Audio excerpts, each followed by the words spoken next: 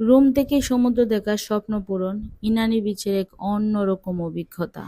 আসসালামু আলাইকুম সবাইকে, আশা করছি আপনারা সবাই অনেক ভালো আছেন। হোটেল সিপালে 2 রাত 2 দিন থাকার পর যখন আমরা একদম সিভিউ রুম পাচ্ছিলাম না, তখন আমরা ওই সিপাল থেকে শিফট হয়ে আমরা চলে এলাম হোটেল ইনানি লং বেতে। আলহামদুলিল্লাহ, এটাও একদম সুন্দর একটা 4 স্টার হোটেল। এখানে এসে আমরা এমন একটা রুম পেলাম যেটা আমার অনেক দিনের স্বপ্ন পূরণ করে দিল। বিছানায় শুয়ে শুয়ে সমুদ্র দেখা যায়। কক্সবাজারে এর আগেও বেশ কয়েকবার আসা হয়েছে, কিন্তু কখনো রুমে বসে সমুদ্র দেখার সুযোগটা হয়নি।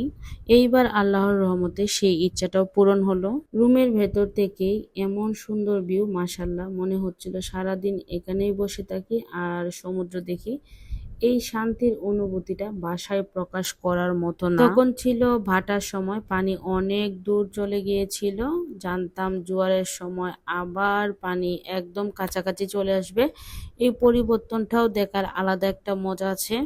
আমরা একটু ছাদে গেলাম, সেখান থেকে হোটেলের সামনে সমুদ্র আর পিছনের পাহাড়ি ভিউ দুটাই একসাথে দেখতে পাচ্ছিলাম। সত্যি বলতে চারপাশটা সবুজ আর নীলের এই মিশ্রণটা এতটাই সুন্দর ছিল যে মনে হচ্ছিল এখান থেকে আর নড়তেই ইচ্ছা করতেছিল না। এরপর ক্যামেরাম্যান চলে এসে তাড়াতাড়ি করে নিচে চলে আসলাম এই যে ইনানি বিচে। আমি, আমার ভাই আর ভাইয়ের বউ চলে আসছি। আমার মেয়ে, আমার হাজবেন্ড ওরা রেডি হয়েও আসে নাই, কারণ ওরা ভীষণ ক্লান্ত ছিল।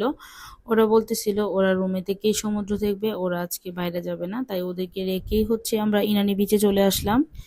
ইনানি বিচে গিয়ে আমার মনে হচ্ছিল আমি যেন সেন্ট মার্টিন চলে এসেছি।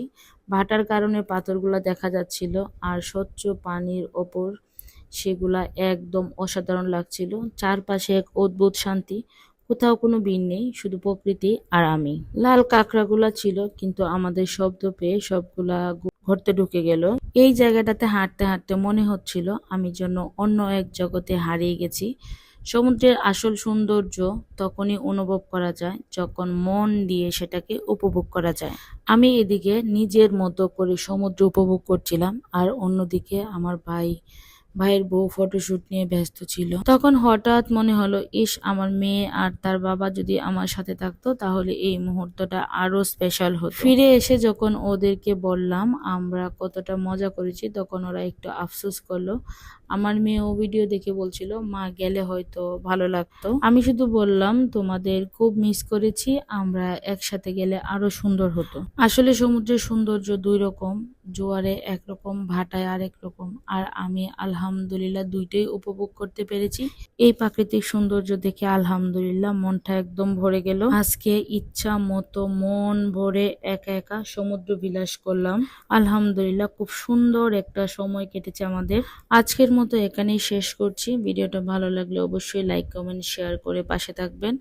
Thank you for watching my video. আল্লাহ হাফেজ।